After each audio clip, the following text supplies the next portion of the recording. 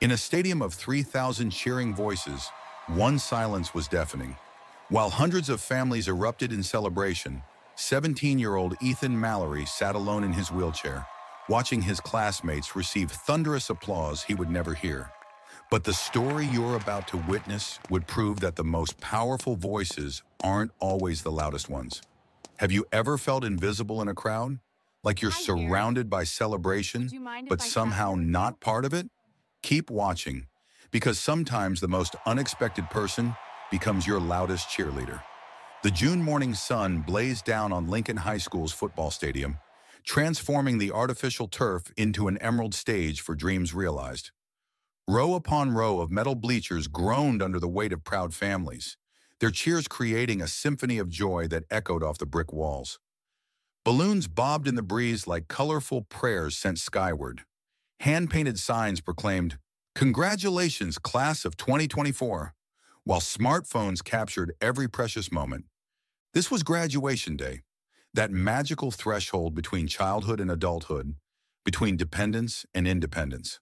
For most families gathered here, this moment represented years of sacrifice finally paying off. Late nights spent helping with homework, part-time jobs taken to pay for college applications, dreams deferred so children's dreams could soar. Down on the field, 847 graduates sat in neat rows, their navy blue caps and gowns creating an ocean of possibility.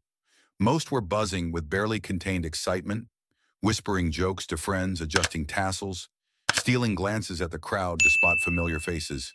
The energy was electric, infectious, almost overwhelming in its pure joy. But not everyone felt that joy. Ethan Mallory sat at the end of the third row, his wheelchair positioned just slightly apart from the folding chairs that held his classmates. His mortarboard sat perfectly straight on his dark hair, the golden tassel catching the morning light as it brushed against his temple.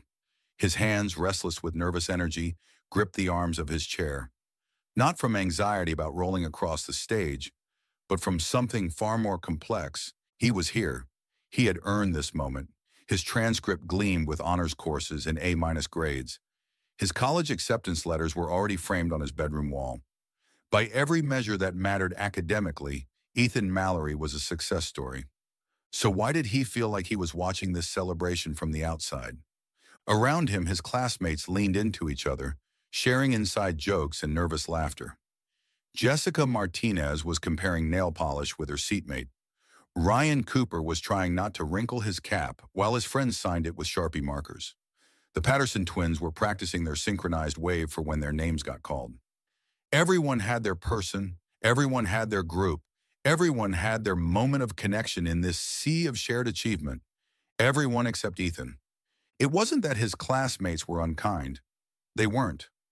When he spoke in class discussions, they listened. When he needed help reaching something on a high shelf, hands immediately appeared to assist. They included him in group projects and saved him seats at lunch tables. But inclusion and belonging weren't always the same thing. There was something about the way conversations shifted when his wheels approached. Not from malice, but from that awkward uncertainty that settles when people aren't sure what to say or how to act. They meant well, but meaning well and feeling natural together required something more. Something that seemed just beyond reach. 3 rows behind the graduate section, Rebecca Alvarado shifted uncomfortably in her seat, her attention caught by the young man who sat just slightly apart from his peers. She had come to cheer for her niece, Maria, who would cross that stage in about an hour. But her eyes kept drifting to the boy in the wheelchair, noting the careful way he held himself. Proud but guarded, present but somehow separate. Rebecca understood that posture. She had seen it in her own children's faces during their hardest moments. That particular stillness that comes from trying not to show the world you're hurting. That practiced smile that says, "I'm fine," even when fine feels impossible to achieve. She watched as the principal approached the podium, his voice booming across the stadium speakers. "Ladies and gentlemen, families and friends, welcome to Lincoln High School's class of 2024 graduation ceremony." The crowd exploded in cheers. Caps flew into the air prematurely. They'd be collected and redistributed in a few minutes. Parents stood on bleachers, waving frantically at their graduates. The noise was magnificent, overwhelming, a testament to shared joy and collective pride. But in that moment of pure celebration, Rebecca's attention remained fixed on Ethan Mallory, who sat with his hands folded in his lap, scanning the bleachers with careful eyes. She could see him searching, hoping, looking for his people in that crowd of 3,000. The ceremony was about to begin. Names would be called in alphabetical order, achievements would be recognized, futures would be launched with pomp and circumstance. For most of these graduates, this would be one of the happiest days of their young lives. A memory they'd treasure forever, share with their own children someday, return to whenever they needed to remember that dreams do come true. But Rebecca Alvarado was about to make sure that for Ethan Mallory, this wouldn't just be a happy memory. It would be the day that changed everything. The day he learned that sometimes your loudest cheerleader comes from the most unexpected place. Sometimes your greatest triumph isn't crossing the stage alone, it's discovering you were never alone at all. Ethan Mallory possessed the kind of sharp intelligence that teachers noticed immediately, eyes that absorbed everything, processed quickly, and retained permanently. At 17, those same eyes held depths that spoke of experiences far beyond his years. His hands, never quite still, drummed against his wheelchair's armrests in complex rhythms, as if his mind moved too fast for his body to keep up. Today, those restless fingers traced the edge of his graduation program, reading and rereading his own name among the 847 students listed alphabetically. Mallory Ethan James, summa cum laude, National Honor Society, Editor-in-Chief, Lincoln Literary Magazine. The achievements looked impressive on paper. They felt different in real life. 9 years ago, none of this had seemed possible. 9 years ago, Ethan had been an 8-year-old boy with scraped knees and grass stains, racing his bicycle down Maple Street without a care in the world. The drunk driver who ran the red light changed everything in 3.7 seconds. The exact amount of time it took for Ethan's spine to compress at the L2 vertebrae, for his legs to stop responding to the desperate messages his brain kept sending. The doctors had been clinical in their delivery: complete paralysis from the waist down, permanent disability, wheelchair dependent for life. They spoke in medical terms that seemed designed to drain hope from hospital rooms. But they hadn't counted on the stubborn determination of an 8-year-old who refused to accept limitations. Physical therapy became Ethan's second education. While other kids played video games, he learned to transfer from bed to chair. While they rode bikes, he mastered wheelchair navigation. While they ran track, he developed the upper body strength that would later make him the fastest student in Lincoln High's hallways. But the real education happened in classrooms where Ethan discovered that his mind, the part of him that remained unchanged by the accident, was his greatest asset. Mathematics came naturally. History fascinated him. But writing became his passion, his way of translating the complexity of his experience into words others could understand. His essays won state competitions. His poetry appeared in national magazines for young writers. Teachers fought to have him in their advanced placement courses. College recruiters sent handwritten letters, not form responses, expressing genuine interest in his academic achievements. Yet every success carried additional weight that his classmates never had to bear. He wasn't just Ethan Mallory honor student. He was Ethan Mallory, son of Jonathan Mallory, CEO of Pinnacle Technologies. The local newspaper loved the story. Tech executive's disabled son overcomes adversity. The headline made his skin crawl every time he saw it. The expectations were suffocating. Every A grade became evidence of inspiration. Every award ceremony required him to smile graciously, while adults marveled at his courage and determination. His achievements were never just his own. They belonged to everyone who needed to feel good about disability, who needed to believe that positive thinking could overcome any obstacle. What they didn't understand was that Ethan had learned to navigate curbs, doorways, and stairs, but he'd never learned to navigate feeling like a spectator in his own life. Today was supposed to be different. Today he was supposed to feel like everyone else. Instead, as his classmates huddled in excited groups around him, Ethan found himself in the familiar position of being both present and invisible. The morning breeze shifted his tassel against his temple, a gentle reminder of the cap that marked him as equal to every other graduate here. In his backpack, carefully protected in a manila envelope, lay the diploma he would receive in less than 2 hours, heavyweight paper that represented 4 years of academic excellence. He had held it briefly during yesterday's rehearsal, surprised by its substantial feel, the embossed seal that made his accomplishment tangible. But accomplishments felt different when you experienced them alone. The sound of his wheels on stadium concrete had become the soundtrack to his high school experience, a steady rhythm that announced his presence before he arrived, that lingered after he left. Other students walked with the soft shuffle of sneakers or the sharp click of dress shoes. Ethan's arrival was always musical, metallic, distinctive. He had grown accustomed to the particular silence that settled around difference, not unfriendly, but uncertain. The pause that happened when he approached a conversation, when people recalibrated their words to avoid references to walking or running or standing.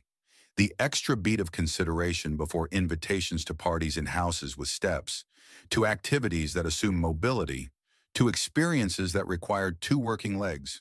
His classmates meant well. They always meant well, but good intentions couldn't bridge the gap between inclusion and belonging, between being accommodated and being understood. The truth was that Ethan had spent 9 years proving he belonged in every classroom, every competition, every academic honor. He had demonstrated his intelligence, his creativity, his leadership abilities beyond any reasonable doubt. College acceptances to his top 3 choices sat on his desk at home. Scholarship offers would fund his education completely. By every measure that mattered, Ethan Mallory was succeeding brilliantly. So why did success feel so lonely?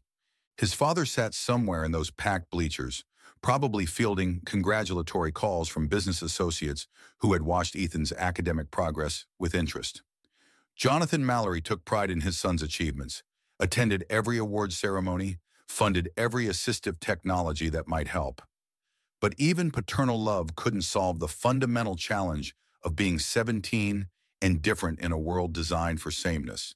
Ethan's writing journals, filled with essays about resilience and observations about human nature, would become his college application portfolio. Admissions officers would praise his unique perspective and mature voice. But maturity forced upon someone at 8 years old wasn't the same as wisdom earned through chosen experience. As the ceremony preparation continued around him, Ethan watched his classmates practice their walks across the stage. They moved with casual confidence, discussing weekend plans and college roommate assignments. Their conversations flowed with the easy intimacy of shared experience, inside jokes that came from 4 years of hallway encounters and lunch table friendships. Ethan had participated in those 4 years, but participation wasn't the same as full membership. He had been student body treasurer, literary magazine editor, debate team captain. His resume gleamed with leadership positions and academic honors. But leadership felt different when you led from a chair that set you apart from everyone you guided. The morning sun climbed higher, warming the stadium and intensifying the energy among the graduates. Soon, names would be called in alphabetical order. Soon, Ethan would roll across that stage to receive his diploma, marking the official end of his high school journey. He had earned this moment through intelligence, determination, and countless hours of extra effort. He deserved to feel proud, accomplished, ready for the future that stretched ahead of him. Instead, he felt the familiar weight of being both celebrated and separate, both included and alone. 3 rows behind him, a single mother working 2 jobs was about to make a decision that would change everything. Jonathan Mallory's fingers trembled as he adjusted his phone's camera zoom, trying to capture a clear shot of his son on the field below. The tremor wasn't from age. At 45, Jonathan maintained the steady hands that had once assembled car parts in his father's garage. The shake came from something deeper, more complex than physical weakness. For a man who commanded boardrooms across 3 continents, who negotiated deals worth hundreds of millions with unwavering confidence, this moment of paternal vulnerability felt foreign and overwhelming. Jonathan Mallory could negotiate million-dollar deals in 3 languages. He could predict market trends, inspire boardroom confidence, command respect in any corporate setting. But sitting in those bleachers, watching his son sit alone, he felt as powerless as any other parent watching their child hurt. The irony wasn't lost on him.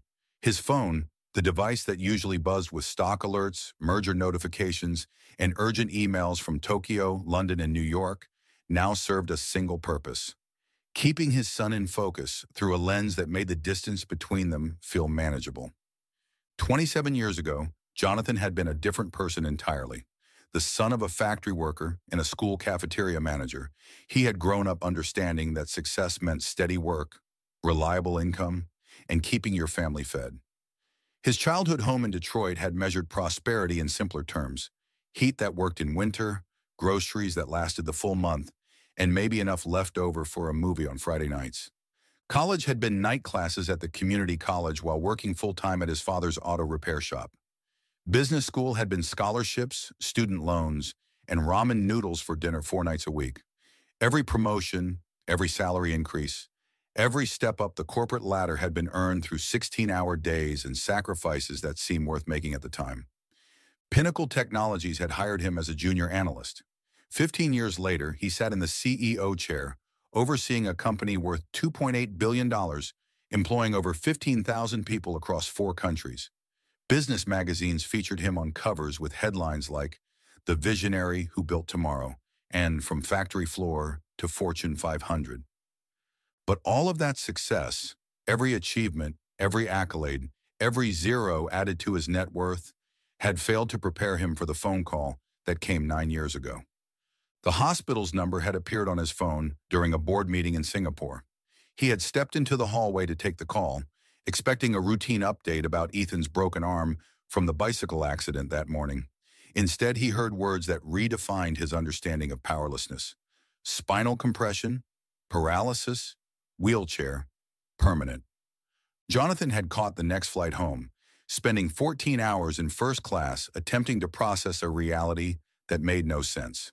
His son, his brilliant, energetic, fearless son, would never walk again.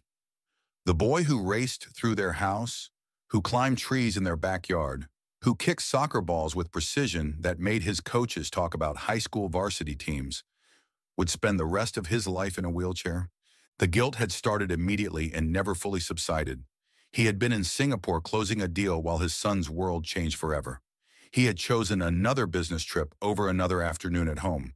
The rational part of his mind understood that his presence wouldn't have prevented the accident, but rationality offered little comfort when grief demanded someone to blame. 9 years of second-guessing every decision followed. Should he have moved them to a safer neighborhood? Bought Ethan a different bicycle? Been more insistent about helmet use? Stayed home more often? Been present for the ordinary moments that suddenly felt precious because they would never come again? His response had been to throw money and resources at every possible solution: the best doctors, the most advanced rehabilitation centers, cutting-edge medical equipment, experimental treatments that promised miraculous recoveries they never delivered. Jonathan had approached his son's condition like a business problem, requiring the right combination of expertise and investment to solve. But Ethan didn't need to be solved. He needed to be supported, understood, loved without conditions or expectations of improvement. The corporate world had taught Jonathan to measure success in quarterly earnings, market share growth, and shareholder value. Fatherhood demanded entirely different metrics, ones that couldn't be quantified in spreadsheets or presented to boards of directors. He missed crucial physical therapy appointments for merger meetings. He arrived late to school events because of conference calls with international clients. He hired the best caregivers money could buy while struggling to understand that presence mattered more than presence. That time was more valuable than any expensive equipment he could purchase. His white-knuckle grip on his phone now reflected years of tension between 2 competing priorities: building a business empire and raising a son who needed more than financial security. The device had become symbolic of his divided attention, buzzing with demands from a corporate world that never paused, while his personal world required focus he struggled to maintain. In boardrooms, Jonathan Mallory projected absolute confidence. He made decisions that affected thousands of employees, influenced market directions, shaped industry standards. CEOs sought his advice. Investors trusted his judgment. Competitors studied his strategies. But in this stadium, surrounded by families celebrating their children's achievements, he felt the specific vulnerability that comes from loving someone whose pain you cannot fix, whose challenges you cannot eliminate with executive power. The distance between the bleachers and the field stretched like miles instead of yards. From his seat, Ethan looked small, alone, carefully composed in that way Jonathan had learned to recognize as his son's method of managing difficult emotions. All the resources at Jonathan's disposal, his wealth, his connections, his influence, couldn't bridge that physical space or ease the emotional distance he sensed his son was feeling. For 9 years, Jonathan had measured his success as a father by external achievements. Ethan's grades, his awards, his college acceptances. But watching his son sit apart from his classmates, Jonathan finally understood that success required something his money couldn't buy. The simple gift of belonging, of connection, of not feeling alone in moments meant for celebration. The realization hit him with startling clarity. All his power couldn't buy his son the one thing he needed most. Rebecca Alvarado had mastered the art of stretching 24 hours into something that resembled 30. Between her morning shift at the medical center's billing department and her evening hours cleaning office buildings downtown, she squeezed in grocery shopping, homework help, laundry cycles, and the thousand small tasks that single parenthood demanded. Today was different. Today, she sat in Lincoln High School's stadium not as a mother celebrating her own child's achievement, but as an aunt cheering for her niece Maria, whose parents were deployed overseas with the National Guard. Rebecca had promised her sister she would be there, would capture every moment on video, would make sure Maria felt surrounded by family, even when family was scattered across 2 continents. Sophia, her 16-year-old daughter, sat beside her with characteristic shyness, occasionally offering quiet observations about the graduates below. 10-year-old Mateo had stayed with Rebecca's neighbor, Mrs. Chen, saving Rebecca the cost of a third ticket she couldn't easily afford, and sparing the ceremony the distraction of a restless 4th grader. Rebecca understood the mathematics of making ends meet. Every dollar carefully allocated, every expense weighed against necessity. This morning off from her weekend cleaning shift meant less money in next week's grocery budget, but some things mattered more than perfect financial calculations. Being here for Maria was one of them. As she waited for the ceremony to begin, Rebecca's attention wandered across the sea of graduates, noting the excitement that buzzed through their ranks like electricity. Most students clustered in animated groups, sharing inside jokes and nervous energy. She smiled watching their interactions, remembering Sophia's own moments of teenage intensity, the way emotions at that age felt both urgent and eternal. But one graduate caught her attention for different reasons entirely. The young man in the wheelchair sat at the edge of his row, positioned just slightly apart from the folding chairs that held his classmates. His posture spoke of careful composure, shoulders straight, hands folded, attention directed toward the podium with focused determination. But Rebecca recognized something in that stillness, in the way he held himself just a fraction too rigid, in the almost imperceptible distance he maintained from the celebration surrounding him. Rebecca knew that look. She'd seen it in her own children's eyes, that careful mask kids wear when they're trying not to show they're hurting. The question wasn't whether she should approach him. The question was whether she had the courage to risk his rejection for the chance to ease his loneliness. Her own story had taught her to recognize isolation in all its forms. 3 years ago, when her marriage finally collapsed under the weight of her ex-husband's gambling addiction and mounting debts, Rebecca had found herself navigating single parenthood with limited resources and unlimited determination. The divorce had been necessary but devastating, leaving her to rebuild their lives from financial and emotional ground zero. Those early months had been the hardest, working multiple jobs while Sophia struggled with the family changes, while Mateo asked questions about why Daddy didn't live with them anymore, while Rebecca tried to project strengths she didn't always feel. The weight of sole responsibility for their family's survival had been crushing some days, manageable others, but never easy. But strangers had helped them through the worst of it. The elderly man at the bus stop who gave Mateo his seat during cold mornings, when Rebecca couldn't afford gas for their car. The teacher who quietly provided Sophia with school supplies when Rebecca's budget couldn't stretch to cover them. The grocery store clerk who occasionally forgot to ring up items when Rebecca's card was declined at the checkout. Small gestures from people who owed them nothing but chose kindness anyway. Acts of human decency that hadn't solved their problems but had made the problems feel less insurmountable. Rebecca carried those moments with her like protective talismans, reminders that goodness existed even when life felt overwhelmingly difficult. She understood the power of small gestures because she had been their recipient. She knew how much it meant when someone noticed your struggle without making you feel ashamed of it, when someone offered help without demanding gratitude or explanation in return. Looking at the graduate in the wheelchair, Rebecca sensed that same need she had felt during her hardest moments, not for pity or charity, but for simple human recognition, for someone to see past the surface and offer connection without conditions. Sophia noticed her mother's attention. "Mom, you okay?" "That boy," Rebecca said softly, gesturing toward Ethan. "He looks like he could use some company."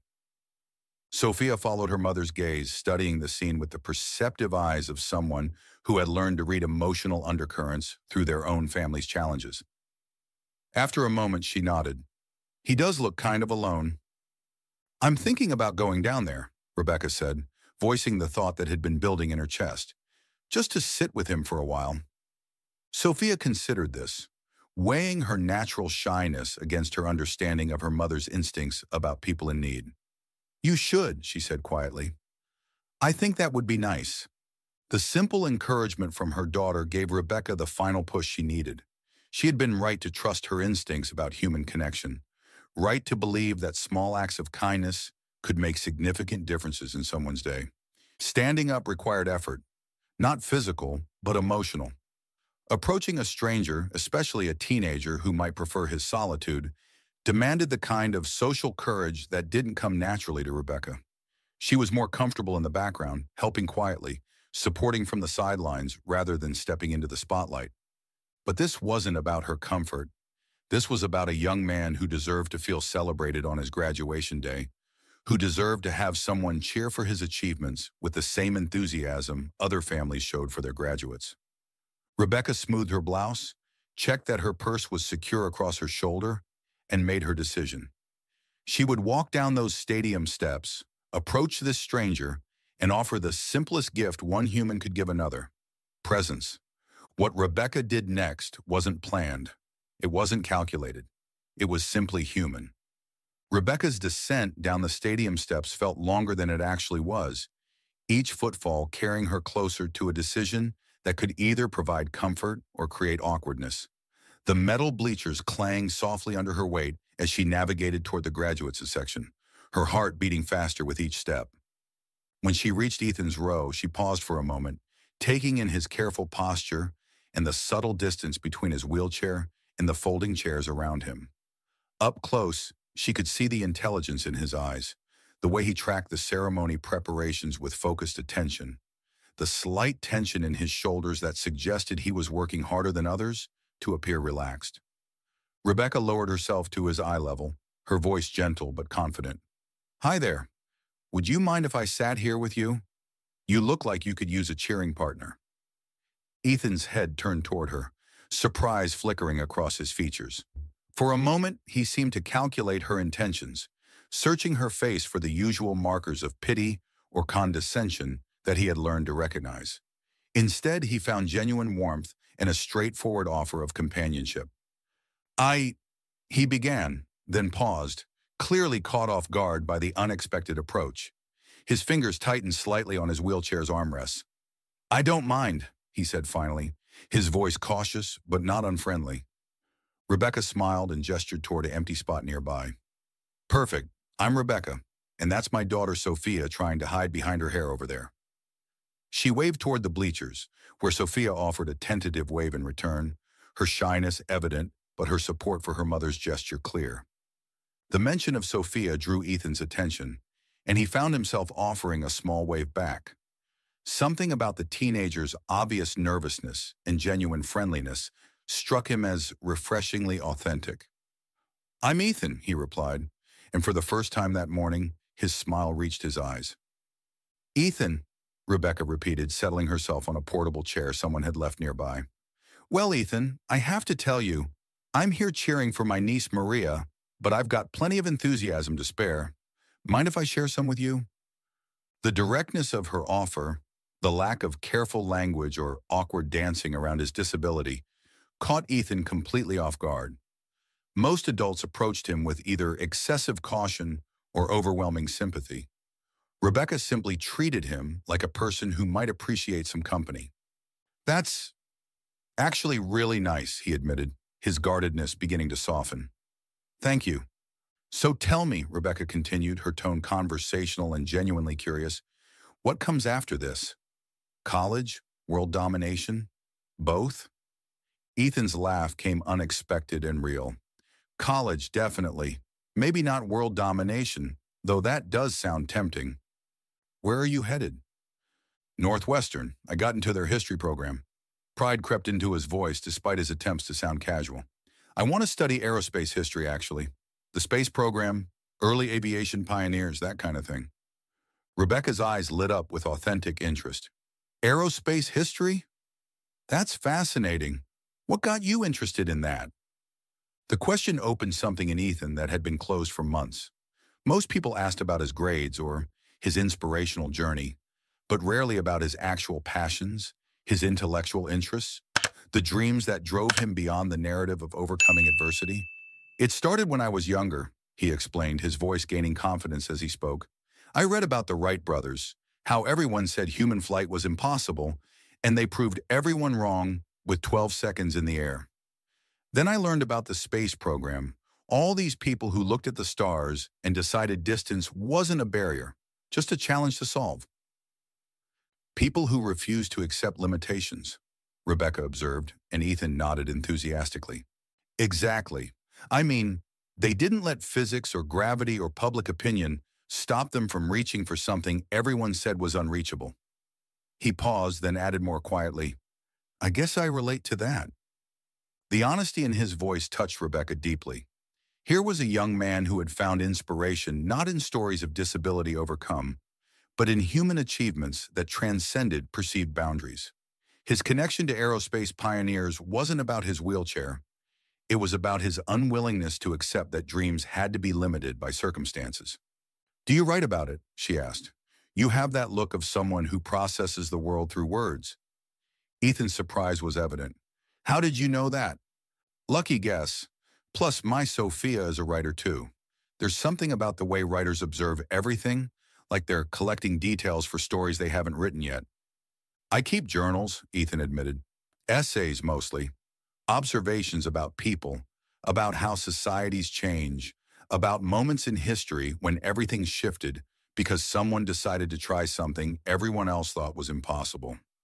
That sounds like exactly the kind of writing that gets you into Northwestern, Rebecca said with approval, and exactly the kind of thinking the world needs more of. Their conversation was interrupted by Sophia's approach, her shyness still evident, but overcome by curiosity about the young man who had captured her mother's attention. Mom said you're studying aerospace history, she said quietly. That sounds really cool. Thanks, Ethan replied, genuinely pleased by her interest. What kind of writing do you do? Poetry, mostly. Some short stories. Sophia's voice grew slightly stronger. Nothing as impressive as aerospace history, though. Are you kidding? Ethan responded with enthusiasm that surprised even him. Poetry is incredible. You're taking all of human experience and distilling it into something that captures truth in just a few lines. That's way harder than what I do. Sophia's face lit up at his validation, and Rebecca watched the interaction with growing appreciation for this young man who had treated her daughter's interests with the same respect he clearly craved for his own. As the ceremony preparation continued around them, the three of them fell into easy conversation. Ethan shared his college plans, his excitement about joining Northwestern's historical research programs, his dreams of eventually writing books that made history accessible to people who thought it was boring. Rebecca and Sophia asked thoughtful questions, offered genuine enthusiasm, and treated his aspirations as worthy of celebration. The transformation was remarkable. As names echoed through the stadium during the early parts of the ceremony, Rebecca didn't just sit beside Ethan. She became his personal cheering section. And for the first time in 9 years, Ethan didn't feel like the boy in the wheelchair. He felt like the star of his own story. Other students in nearby rows began to notice the energy emanating from their corner, the genuine laughter, the animated conversation, the visible connection between the graduate who had seemed isolated and the family who had chosen to include him. Several classmates turned to smile at Ethan, drawn by the infectious warmth of Rebecca and Sophia's enthusiasm. As the alphabet progressed through the early letters, Ethan found his nervousness transforming into something entirely different: anticipation. Not the anxious kind that had plagued him all morning, but the excited anticipation of someone who knew he would have people cheering when his moment came. "We're getting close to the M's," Rebecca observed, checking the program. "You ready for this?" Ethan looked at her, then at Sophia, then at the classmates who were now including him in their pre-ceremony excitement. For the first time that day, his answer came without hesitation. "Yeah," he said, grinning widely. "I really am." The ceremony had progressed through the alphabet with methodical precision. Adams, Bennett, Chen, Davis, each name met with applause that varied in volume, depending on the size and enthusiasm of family sections in the bleachers. Ethan had found himself genuinely invested in celebrating his classmates, clapping along with Rebecca and Sophia as students he recognized crossed the stage to receive their diplomas. But as the announcer reached the L's, his heart began beating faster. Lopez, Lucas, Martin, they were getting close now. Very close. Rebecca noticed his increased tension and reached over to give his shoulder a gentle squeeze.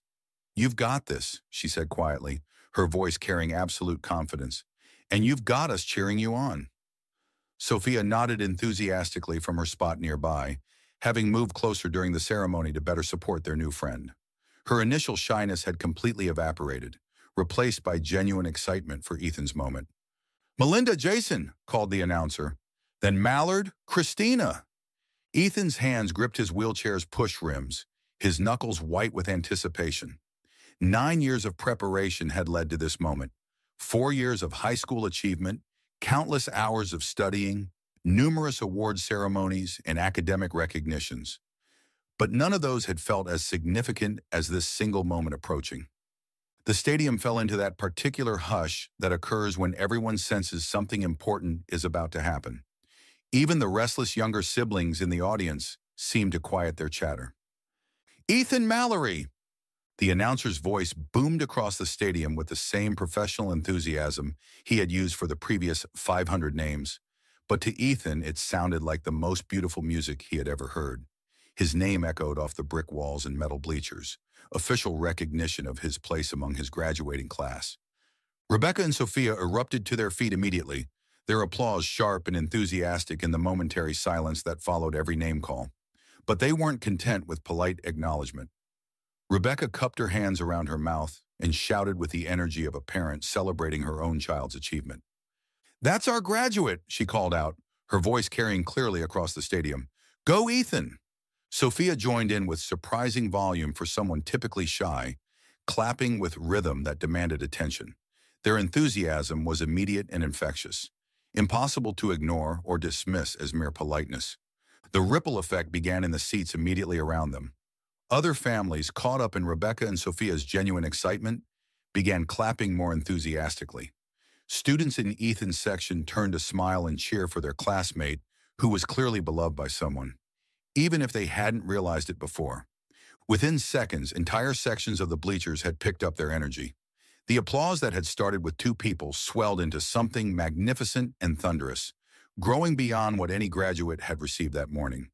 In the upper bleachers, Jonathan Mallory felt his chest tighten as he watched the scene unfold. His son, who had sat alone just an hour earlier, was now surrounded by enthusiasm and support from people who had chosen to care about his success. Jonathan's vision blurred as tears he hadn't expected began streaming down his face. For 9 years, Jonathan had worried about this exact scenario. His son crossing a stage, achieving a milestone, but doing so without the natural support system that other graduates took for granted. He had prepared himself to be Ethan's entire cheering section, to make up through volume and enthusiasm for what might be lacking in numbers. He had never expected strangers to step in, to offer their voices in celebration of his son's achievement, to make Ethan feel genuinely celebrated rather than simply accommodated. Down on the field, Ethan began his roll toward the stage, his movements smooth and confident despite the emotional intensity of the moment. Rebecca's shouting and Sophia's enthusiastic clapping provided a soundtrack of support that transformed his journey from anxious obligation into triumphant procession. Ethan rolled toward that stage not as the CEO's disabled son, not as the boy who sat alone, but as a graduate who'd earned his moment. The ramp wasn't an accommodation. It was his runway to the future. The stadium lights caught the chrome of his wheelchair wheels as they turned, creating flashes of brilliance that seemed to announce his progress toward the platform. His graduation cap stayed perfectly in place despite the movement, the golden tassel catching sunlight and dancing with each rotation of his wheels. The distance from his seat to the stage, which had seemed daunting during yesterday's rehearsal, now felt perfectly calibrated for this moment of recognition. Long enough for the applause to build and sustain, short enough that the energy never had time to fade. Other graduates in nearby rows began standing as he passed, adding their voices to the celebration. His classmates, perhaps seeing him clearly for the first time all morning, offered smiles and waves that felt genuine rather than obligatory. The boy who had been invisible an hour earlier was now impossible to ignore. As Ethan reached the base of the stage, the principal stepped forward with his diploma, the official document that represented 4 years of academic excellence. The heavyweight paper felt substantial in Ethan's hands, the embossed seal catching the light as he held it up briefly for the cameras that were capturing this moment. But the diploma, important as it was, paled in comparison to the sound surrounding him. The applause that had started with Rebecca and Sophia had grown into something that felt like flying. Waves of support and celebration washing over him from every direction. Rebecca's voice remained audible above the crowd, her continued cheering providing a constant thread of encouragement. "That's our graduate. We're so proud." The possessive pronoun wasn't lost on Ethan, our graduate. In the span of 2 hours, he had gone from sitting alone to being claimed by a family that had chosen him, celebrated him, made his success their own reason for joy. From his position in the upper bleachers, Jonathan experienced something that no business school had ever taught him, no corporate training had prepared him for. In that moment, he understood that success wasn't about the companies you built or the deals you closed. Success was about raising a son who could transform limitation into strength, who could find joy despite circumstance, who could roll forward into his future with his head held high. As Ethan posed for the official graduation photograph, holding his diploma with pride that radiated from every inch of his posture, he turned toward the section where Rebecca and Sophia continued their enthusiastic celebration. His wave in their direction was met with even louder cheering, as if their volume could somehow convey the depth of their support. The moment had become bigger than graduation. This wasn't just about completing high school or earning a diploma. This was about transformation, from isolation to inclusion, from enduring to celebrating, from getting through to being genuinely supported. Other families in the stadium found themselves moved by the scene playing out before them. Parents who had been focused solely on their own children's moments began appreciating the beauty of what they were witnessing. A young man being celebrated not despite his difference, but as a whole person deserving of recognition and joy. The transformation was complete. Ethan Mallory rolled off that stage not as the boy who had sat alone at the beginning of the ceremony, but as a graduate who had been genuinely celebrated, authentically supported, and unconditionally accepted by people who had chosen to see his worth. The applause followed him all the way back to his section, where Rebecca and Sophia waited with faces glowing with pride and satisfaction. They had given a gift that couldn't be measured in dollars or quantified in statistics. The gift of belonging, of being seen, of having someone care about your moment of triumph. As Ethan settled back into his spot among the graduates, his smile was radiant with the knowledge that he would carry this moment with him forever. Not just as the day he graduated, but as the day he learned that family wasn't always about blood relations or long history. Sometimes family was about who chose to stand up and cheer when you needed it most. The ceremony concluded with caps thrown skyward in the traditional celebration, navy blue squares spinning against the June sky before gravity claimed them back to Earth. Graduates scrambled to retrieve their mortarboards while families began the familiar post-ceremony migration toward the field, creating streams of movement as everyone sought to find their graduate among the 847 students now officially ready for their next chapter. The stadium field transformed into a carnival of celebration. Balloons bobbed above clusters of families posing for photographs. Bouquets of flowers changed hands as grandparents embraced their newly graduated descendants. The air filled with laughter, congratulations, and the clicking of smartphone cameras capturing memories that would fill photo albums for decades to come. Ethan remained in his section for a few moments, watching the controlled chaos with a sense of wonder that felt entirely new. For the first time in his high school experience, he wasn't observing celebration from the periphery. He was part of it, thanks to the two people who had transformed his graduation day from endurance into joy.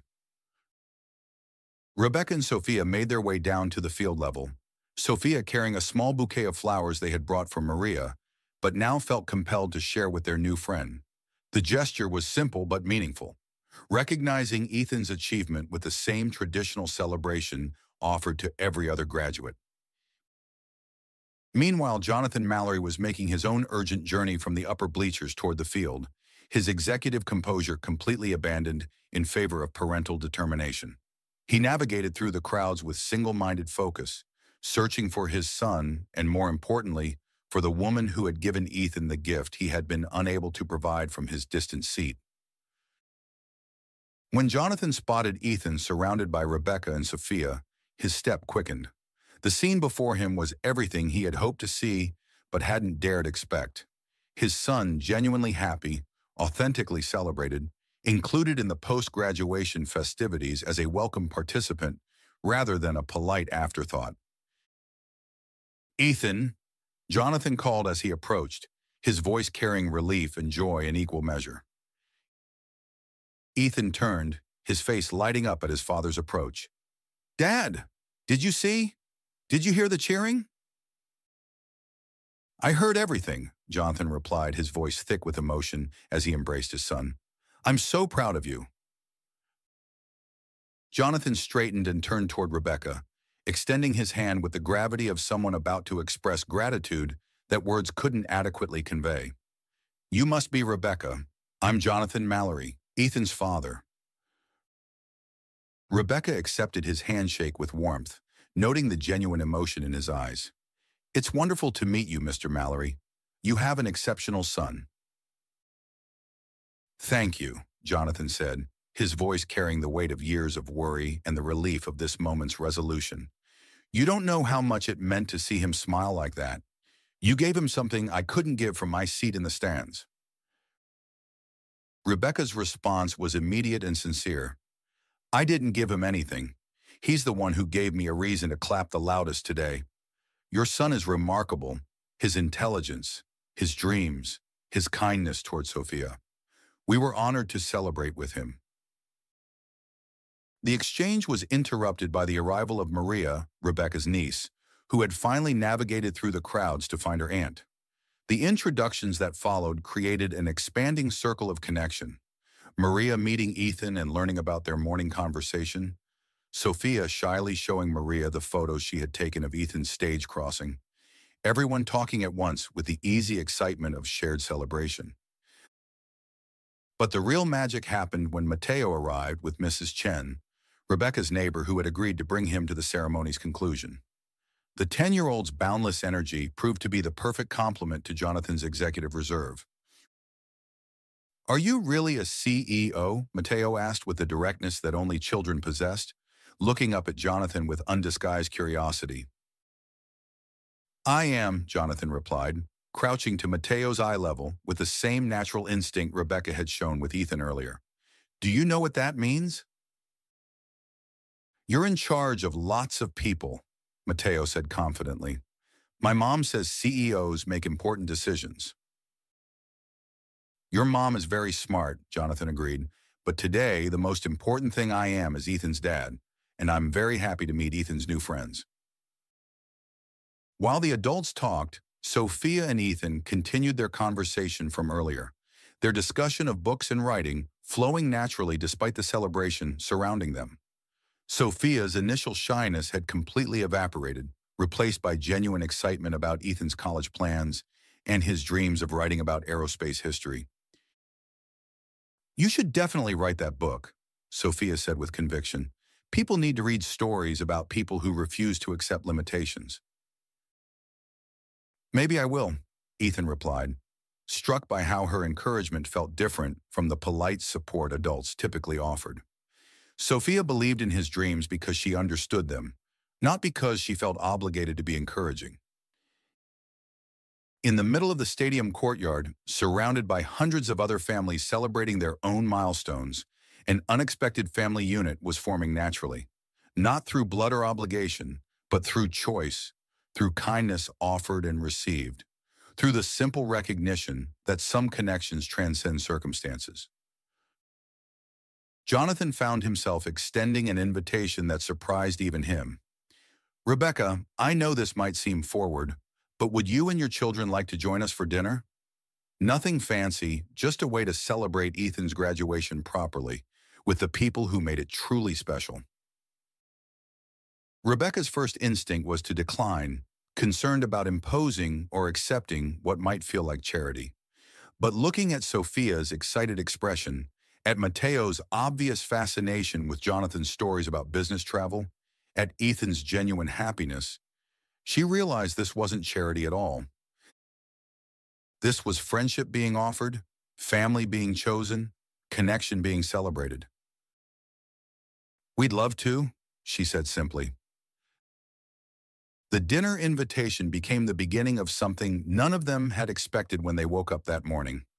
Two families from completely different economic circumstances, brought together by a moment of human kindness, choosing to extend that moment into something lasting. As they walked together toward the parking lot, making plans for the evening and exchanging phone numbers, the ripple effects of the morning's events were already beginning. Ethan was mentally composing the scholarship essay he would write about this day, about how true success sometimes looked like a stranger choosing to sit beside you when you needed it most. Rebecca was beginning to understand something she had never fully grasped before, that her own acts of kindness had power beyond what she had imagined, that choosing connection over comfort could change lives in ways both small and profound. And Jonathan was experiencing a complete redefinition of what success actually meant, recognizing that all his corporate achievements paled in comparison to the simple joy of watching his son feel genuinely celebrated and authentically included. The graduation ceremony had ended, but the real celebration was just beginning. 6 months after that June morning in Lincoln High School Stadium, the ripple effects of one simple choice continued expanding in ways none of them could have predicted.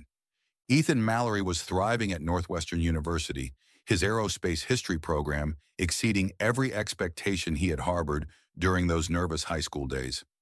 His professors praised his research abilities and his unique perspective on human achievement.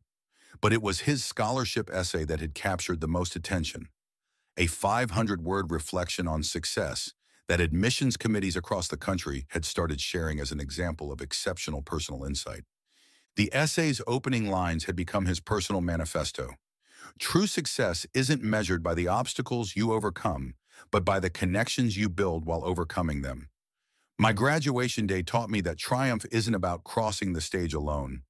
It's about discovering who chooses to cheer for you when you need it most. The scholarship had been substantial, covering his full tuition and providing research funding for his junior year independent study project.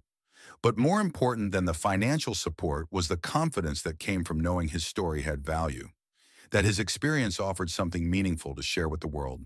His college acceptance letters, once sources of anxiety about whether he belonged in competitive academic environments, now served as reminders that institutions wanted his perspective, his voice, his contributions. The boy who had felt invisible in his own graduation ceremony was now being sought out by professors who recognized the depth of insight that came from his particular journey through the world. Back in their hometown, Rebecca Alvarado had experienced her own transformation. The memory of that graduation morning had become her touchstone during difficult moments, a reminder that ordinary choices could have extraordinary impact. When her supervisor at the medical center offered her a promotion to patient advocate, Rebecca had initially hesitated, worried about her qualifications for a position that seemed beyond her experience. But remembering how natural it had felt to approach Ethan, how right it had been to trust her instincts about human need, Rebecca had accepted the role. Now she spent her days helping families navigate healthcare systems, offering support to people facing overwhelming circumstances, using the same intuitive understanding of isolation and connection that had guided her that morning in the stadium. She had come to understand something profound about the power of ordinary choices. The decision to walk down those stadium steps hadn't felt heroic or significant in the moment. It had simply felt human. But 6 months later, watching Ethan's continued friendship with Sophia, seeing how their connection had enriched both their lives, Rebecca understood that choosing connection over comfort was perhaps the most important skill anyone could develop. The lesson wasn't about grand gestures or dramatic interventions. It was about recognizing the moments when someone needed a cheering partner and choosing to be that person, even when it would be easier to remain in your assigned seat. Jonathan Mallory's transformation had been equally significant, but perhaps more surprising to those who knew him in corporate settings. The CEO, who had once measured success solely in quarterly earnings and market share growth, had begun applying different metrics to his leadership approach. In boardroom meetings, Jonathan found himself asking new questions. How would this decision affect the individual employees whose lives depended on company stability? What message would this policy send to people who felt marginalized or overlooked? How could they structure workplace culture to ensure no one felt like they were sitting alone in their own professional graduation ceremony? His executive team had initially been puzzled by their CEO's increased focus on employee connection and workplace belonging. But the results spoke louder than any mission statement. Productivity increased, retention improved, and company culture surveys showed dramatic improvements in employee satisfaction and engagement. The father was learning from the son, discovering that the strategic thinking that had made him successful in business paled in comparison to the emotional intelligence that had made Ethan capable of forming meaningful connections despite challenging circumstances. In corporate America, they called Jonathan Mallory a strategic visionary. But the greatest strategy he'd ever witnessed didn't come from any business school. It came from a single mother who saw a lonely boy and chose to sit beside him. Because sometimes the most powerful business decision isn't about market share. It's about making sure no one sits alone.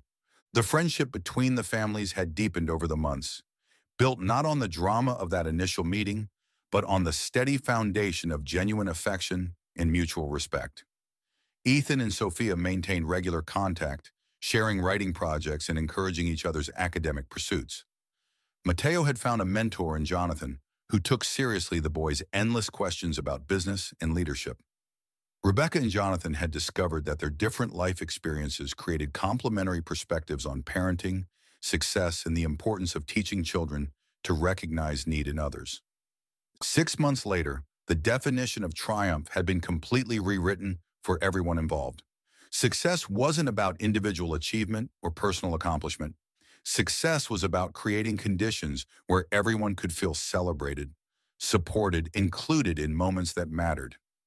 Ethan's wheelchair had become his throne, not because it made him special or inspirational, but because it had positioned him to receive a gift that changed his understanding of belonging. The silence that had once isolated him had been transformed into a symphony of connection that continued playing long after graduation day ended. So here's what I want you to remember.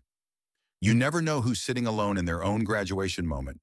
You never know whose day you could change with one simple choice: walking over, sitting down, staying present. Because real triumph isn't about overcoming disability. It's about overcoming indifference. It's about choosing connection over comfort. It's about making sure that when someone needs a cheering partner, they find one. The most extraordinary moments often begin with the most ordinary decisions. A single mother working 2 jobs notices a graduate sitting apart from celebration and chooses to offer companionship. A shy teenager decides to wave at someone who waves first. A successful CEO realizes that his greatest achievement isn't building a company. It's raising a son who attracts the kind of kindness that changes lives. These aren't fairy tale endings. These are real-world reminders that human connection is always possible, always needed, and always transformative when offered authentically. The question isn't whether you have the power to change someone's day. The question is whether you're willing to leave your assigned seat when you notice someone could use a cheering partner. If this story moved you, I need you to do two things. First, hit that like button and subscribe, because I share stories like this every single week. And second, tell me in the comments, when was the last time someone sat beside you when you needed it most? Let's celebrate the Rebecca Alvarados in all our lives, because this world needs more cheering partners.